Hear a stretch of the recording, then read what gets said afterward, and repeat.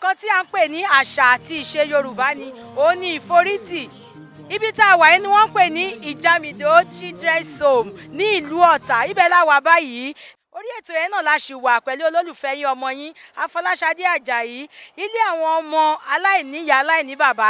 Ibẹ̀ la wà báyìí láti wá ṣe àánú fún wọn. Ẹ jẹ́ ká máa ṣàánú ọmọlàkejì wa torí ẹnikẹ́ni tí wọ́n bá nípa láti ṣe ìrànlọ́wọ́ fún òun náà ni ẹnìkejì rẹ. So, good afternoon, mommies, daddies. God bless you. Good to see you. You are welcome to our home, IJAMIDO Children's Home. Children's Home. Home of Sukkot. So, this is IJAMIDO Children's Home. It was founded in 1958 by late Chief Mrs. Henry Virginia Willoughby. She was born in South America. She came to Nigeria at the age of 8 years old with her parents, Pa Liverpool and Elizabeth Liverpool. She did her schooling in Nigeria, primary school in Kano, while her